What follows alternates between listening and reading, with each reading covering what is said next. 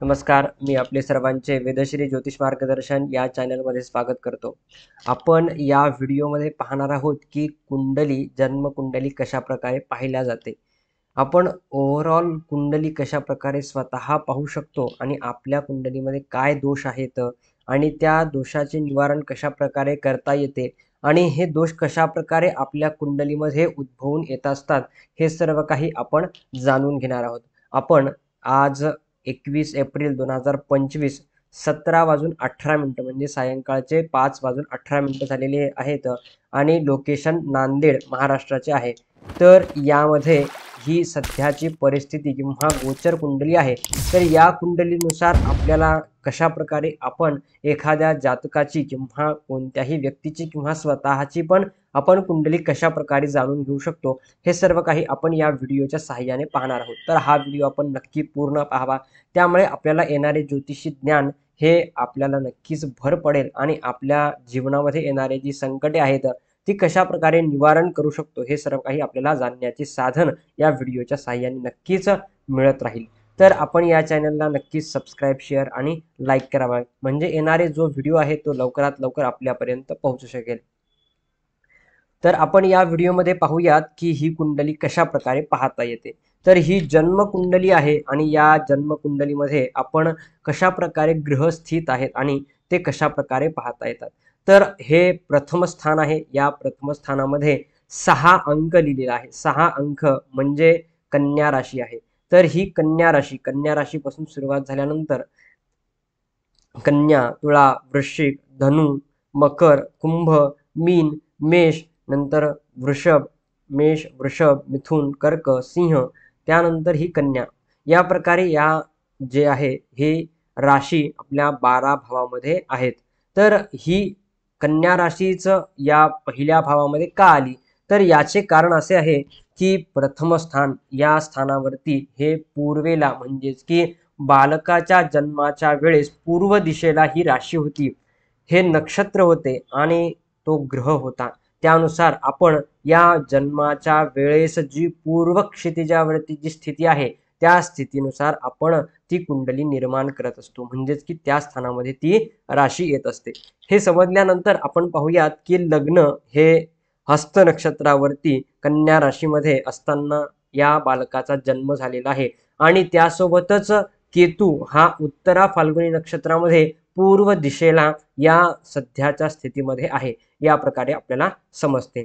त्यानंतर आपण पाहत असतो की चंद्र राशी. तर चंद्र राशी या कुंडलीनुसार किंवा या वेळेला जन्मलेल्या व्यक्तीनुसार ही कोणती येते, तर धनु मकर राशी यानुसार आपल्याला दिसून येते. तर मकर राशी ही मकर राशीमध्ये चंद्र आहे आणि तो श्रवण नक्षत्रावरती आहे आणि श्रवण नक्षत्र या नक्षत्रावरती या बालकाचा जन्म झालेला आहे.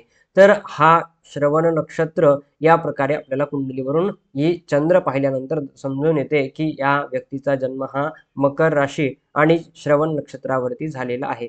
तर हे चंद्र 12° 33 कलेवरती आपल्याला दिसत आहे, म्हणजे की चंद्र हा 12° 33 कलेवरती सध्याच्या परिस्थितीला आहे आणि तो श्रवण नक्षत्रामध्ये आपल्याला दिसून येत आहे.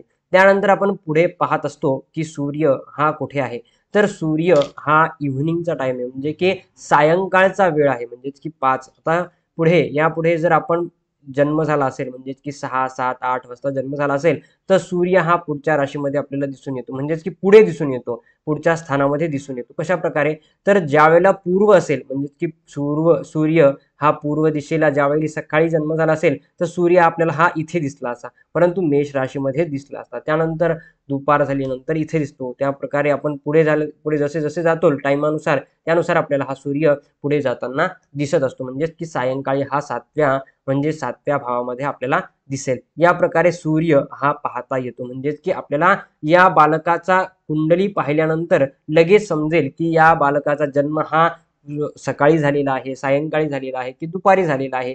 त्याचे आपल्याला म्हणजे काय म्हणतात की त्या बालकाचे आपल्याला टाइम सुद्धा फक्त कुंडलीवरून समजू शकते. भलेही आपल्याला त्या व्यक्तीचा टाइम माहीत नसेल, परंतु कुंडली जर मांडलेली असेल तर त्या बालकाचा जन्म हा केव्हा झालेला आहे, म्हणजे सकाळी झालेला आहे, दुपारी झालेला आहे, 6 ते 8च्या दरम्यान झालेला आहे, की 8 ते 11च्या दरम्यान झालेला आहे, 11 ते 1च्या दरम्यान झालेला आहे, किंवा 1 ते 3च्या दरम्यान झालेला आहे, किंवा 3 ते 5च्या दरम्यान झालेला आहे, की 5 ते 7च्या दरम्यान झालेला आहे. या प्रकारे आपल्याला हे काढता येतं. किंवा सायंकाळी झालं असेल तर या 7व्या भावाच्या पुढे हा रवी पुढे चालत जातो या प्रकारे. तर आपल्याला समजून येते की ही स्थिती ही रात्रीची दाखवते, सूर्य इकडे असेल, आणि ही स्थिती ही दिवसाची स्थिती दाखवते की सूर्य या दिशेला आहे, म्हणजे की दिवसा जन्म झालेला आहे. आणि पहिल्या पहिल्या 6व्या दुसऱ्या, तिसऱ्या, चौथ्या, 5व्या, 6व्या आणि 7व्या या स्थानामध्ये जर ग्रह असेल तर सूर्य,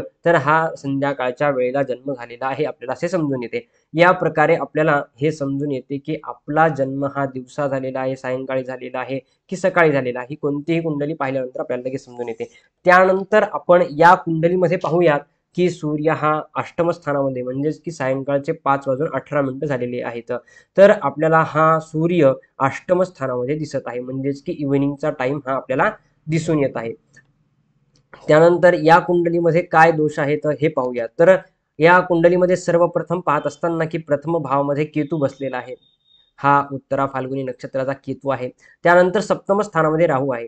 राहू हा केतूपासून 7व्या स्थानामध्ये, म्हणजेच की 180 डिग्रीवरती हे दोन्ही ग्रह एकमेकांपासून असतात. म्हणजेच की राहू हा केतूपासून 180 डिग्रीवर असतो, आणि राहूपासून केतू हा 80 डिग्रीवरून केतूपासून राहू हा 180 डिग्रीवरती असतो. या प्रकारे आपल्याला लक्षात येते. बघा, राहू हा 2:38 कलावरती पूर्वा भाद्रपदा नक्षत्रामध्ये आहे, मीन राशीला, आणि केतू हा 2:38 कला, म्हणजे की सेम आहे, फक्त तो अपोजिट राशी आणि 180 डिग्रीवरती आहे, उत्तरा फाल्गुनी नक्षत्रामध्ये आहे. या प्रकारे आपल्याला हे राहू आणि केतूचे नियम पण माहीत असणे गरजेचे आहे. त्यानंतर आपण पुढे पाहिल्यानंतर द्वितीय स्थान धनस्थान आहे. या स्थानामध्ये तुळा राशी आहे, आणि तुळा राशीचा स्वामी हा स्वतः कुठं बसलेला आहे, तर सप्तम स्थानामध्ये आहे. सप्तम स्थानामध्ये 1:45 कला आणि पूर्वा भाद्रपदा नक्षत्रामध्ये आहे.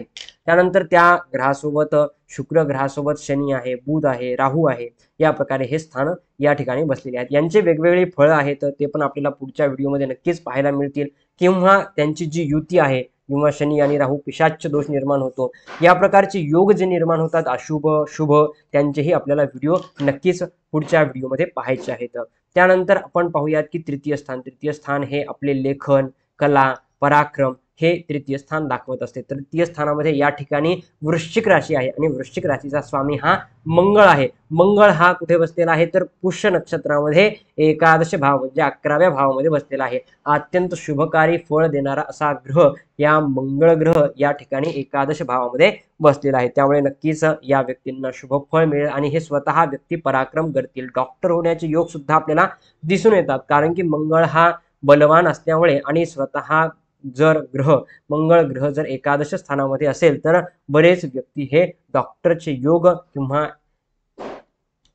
योग बनलेले आपल्याला नक्कीच दिसून येत असतात. या प्रकारे आपल्याला हे समजून येते की ब्लड रिलेटेड कार्य करणारे डॉक्टर असो, किंवा डॉक्टर की झालेले असो, किंवा नर्स असो, या प्रकारे हे कार्य व्यक्ती करत असतात. यांच्या जीवनामध्ये नक्कीच या क्षेत्रामध्ये सक्सेस मिळत असते. त्यानंतर चतुर्थ स्थान हे प्राथमिक शिक्षण आहे, आपल्या घरचे स्थान आहे, आईचे स्थान आहे. त्यानंतर या स्थानावरून सुद्धा आपल्याला हे पाहता येते की आपली प्रॉपर्टी किती होईल, आपली जमीन किती आहे, किंवा हे सर्व काही आपल्याला या चतुर्थ स्थानावरून पाहता येते. आपल्या घरामध्ये आपण घर कशा प्रकारे असेल, घरामध्ये सुख, शांती, समृद्धी, हे सर्व काही आपल्याला या चतुर्थ स्थानावरून पाहता येते. तर ह्या चतुर्थ स्थानाचा स्वामी जो आहे तो धनुराशी, आणि धनुराशीचा स्वामी हा गुरु आहे.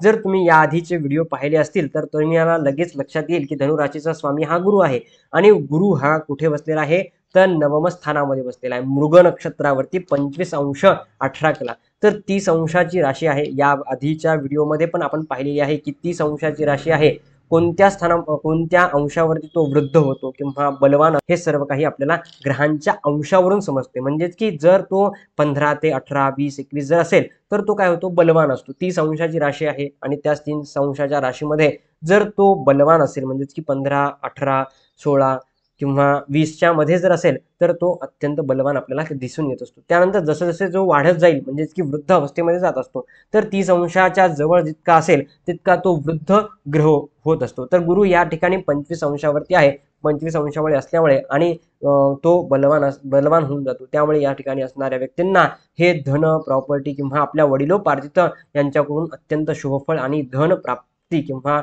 जमीन जायदाद हे प्राप्त होण्याचे योग या ठिकाणी दिसून येत असतात। आणि हे व्यक्ती धार्मिक सुद्धा असतात कारण की यांच्या नवम स्थानामध्ये गुरु आपल्याला दिसून येत आहे। जर तुमच्याही कुंडली स्थानामध्ये जर नवम स्थानामध्ये जर गुरु असेल तर नक्कीच आपल्याला या प्रकारचे फळ दिसून येत असतील। परंतु त्यासोबतच आपल्या दुसऱ्या ग्रहांची दृष्टी आणि दुसऱ्या ग्रहांची जर बलवत्ता जर प्राप्त झाली तर त्यानुसार आणखीन जास्त प्रॉपर्टी किंवा त्यानुसार त्यांना अत्यंत शुभफळ प्राप्त होत असते। त्यानंतर आपण पंचम स्थान पाहूया। तर पंचम स्थानामध्ये चंद्र बसलेला आहे। चंद्र हा एकटा आहे, त्याच्यासोबत कोणी नाहीये आणि पुढच्या स्थानामध्ये पण कोणी नाही आणि मागच्या स्थानामध्ये पण कोणी नाही, म्हणजे चौथ्या स्थानामध्ये पण कोणी नाही आणि त्या चंद्र ग्रहाच्या सोबत पंचम स्थानामध्ये पण कोणी नाही आणि समोरच्या षष्ठ स्थानामध्ये पण कोणी नाही। तर या स्थानामध्ये कोणी नसल्यामुळे हा जो चंद्र आहे तो एकटा असल्यामुळे या ठिकाणी केमद्रुम नावाचा दोष निर्माण होतो। हे व्यक्ती जे असतात ना ते स्वतःचा विचार करतात किंवा एकटेपणा, कमी बोलणे किंवा अडखळत बोलणे या प्रकारे यांना त्रास होत असतो किंवा काही ना काहीतरी प्रॉब्लेम इश्यू निर्माण होत असतो। या प्रकारे हे चंद्र आपल्याला दर्शवत आहे, केमद्रुम नावाचा दोष आहे।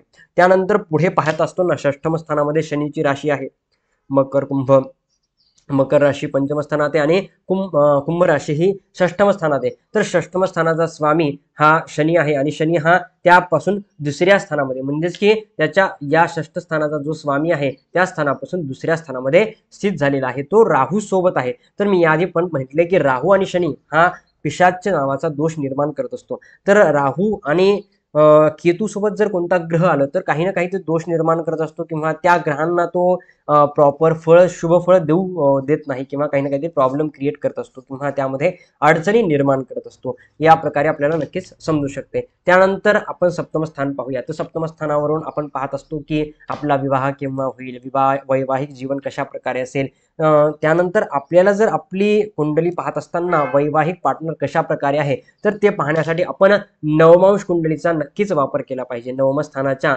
जो नवमांश कुंडली आहे त्यापासून सप्तम स्थान जे आहे इथे धनु राशी आहे। जर त्या व्यक्तीच्या कुंडलीमध्ये जी राशी असेल किंवा तो ग्रह आहे त्या ग्रहानुसार त्या व्यक्तींना फळ दिसत असतात किंवा त्याचा पार्टनर आपल्याला दिसून येतो, त्याचा स्वभाव किंवा त्याचं दिसण्याची पद्धती, त्याचे वजन किती असेल हे सर्व काही आपल्याला दिसून येत असते। त्यानंतर जे आहे ते अष्टम स्थान आहे। अष्टम स्थानामध्ये सूर्य आहे। सूर्य अष्टम स्थानामध्ये असल्यामुळे मृत्यूतुल्य हे स्थान आहे किंवा मृत्यूतुल्य कष्ट देणारे आहे किंवा मृत्यूचे स्थान आहे।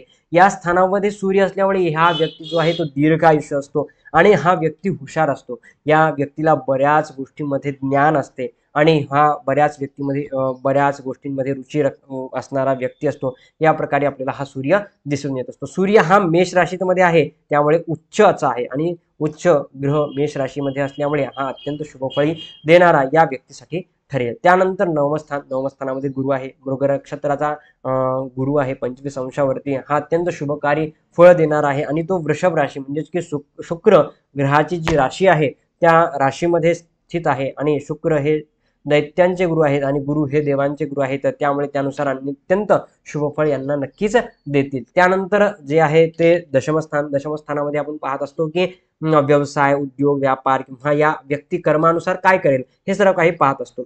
त्यानुसार आणखीन एक नियम आहे, जर हा व्यक्ती आपल्याला काय करतो हे माहित नाही आणि ते जर पाहायचं असेल तर ते कसं पाहता येते, तर या सूर्यापासून दशमस्थान आपण मोजत जायचे। तर सूर्य हे प्रथम स्थान 1 2 3 4 5 6 7 8 9 आणि 10 या ठिकाणी चंद्र आहे त्यामुळे काय होतं की हा व्यक्ती व्यवसायामध्ये रुची असणारा किंवा जॉबमध्ये सुद्धा रुची असणारा व्यक्ती आहे आणि या व्यक्तीला जॉबमध्ये कमी पैसा आणि जास्त मेहनत या प्रकारे याला फळ मिळते। त्यानंतर दुसरी गोष्ट असे पाहता येते की या स्थानापासून जो आहे तो चंद्र आहे, तर चंद्र आहे त्यामुळे व्यवसाय हा दुधाचा, पांढऱ्या वस्तूचा किंवा कपड्याचा व्यवसाय करणारा हा व्यक्ती असू शकतो, कारण की हा चंद्र आपल्याला व्यवसाय दर्शवतो कोणत्या तर पांढऱ्या वस्तूच्या करण्याचा। कारण की याला नोकरी असेल तर हे कशावरून आपल्याला समजले तर या षष्ठम स्थानामध्ये ही शनीची राशी आहे आणि शनी हा इथून दुसऱ्या स्थानामध्ये बसलेला आहे आणि तो राहू सोबत आहे, म्हणजेच की त्याला कमी धन प्राप्ती होईल